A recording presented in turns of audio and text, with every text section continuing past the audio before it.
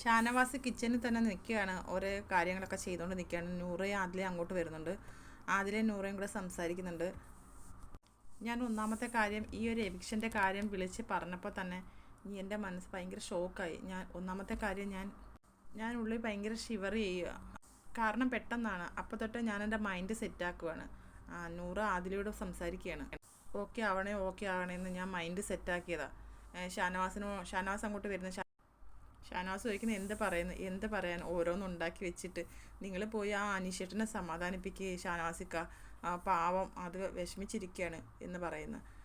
എന്നിട്ട് ഷാനവാസ് അതിന് മറുപടി ഒന്നും പറയുന്നില്ല. ശരിക്കും അനീഷിനെ ഷാനവാസ് ഫേസ് ചെയ്യാൻ പേടിക്കുന്നു.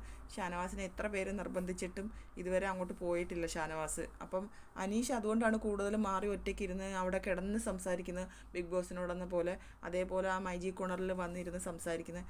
ഷാനവാസ് അനീഷിൻ്റെ അടുത്ത് പോയി ഒരു 10 മിനിറ്റ് ഇരുന്ന് സംസാരിച്ചാൽ തീരാവുന്ന പ്രശ്നമേ ഉള്ളൂ. അപ്പോൾ അനീഷ് അങ്ങനെ സംസാരിക്കത്തുമില്ല. പക്ഷേ ഷാനവാസ് പോകാത്തത് കൊണ്ടാണ് അനീഷ് അങ്ങനെ ഒറ്റപ്പെട്ട പോലെ ഇരുന്ന് സംസാരിക്കുന്നത്. ഷാനവാസ് എന്താണ് പോകാത്തത്? അനീഷിനോട് മാത്രം എന്താണ് അത് തുറന്ന് സംസാരിക്കാത്തത്? ബിഗ് ബോസ് പറഞ്ഞിട്ടാണെന്ന് പറഞ്ഞു കഴിഞ്ഞാൽ തീരാവുന്ന പ്രശ്നമേ ഉള്ളൂ. പക്ഷേ എന്തോ ഷാനവാസ് അതിന് ശ്രമിക്കുന്നില്ല. അനീഷിന് മുഖം കൊടുക്കാതെ മാറി നടക്കുകയാണ് ഷാനവാസ്. അതെന്താണെന്ന് മനസ്സിലാകുന്നില്ല. ഷാനവാസ് നേരത്തെ എല്ലാവരും നിർബന്ധിച്ചപ്പോൾ ഷാനവാസ് പറഞ്ഞു ഞാൻ എൻ്റെ മനസ്സിനെ ഒന്ന് പാകപ്പെടുത്തട്ടെ എന്നിട്ട് പോകാമെന്ന്. പക്ഷേ ഇതുവരെയും ഷാനവാസ് പോയിട്ടില്ല. അപ്പോൾ ഞാൻ അടുത്തൊരു ലൈവ് അപ്ഡേറ്റുമായിട്ട് വീണ്ടും വരാം. എല്ലാവരും എൻ്റെ ചാനൽ ഒന്ന് സബ്സ്ക്രൈബ് ചെയ്യണേ, സപ്പോർട്ട് ചെയ്യണേ.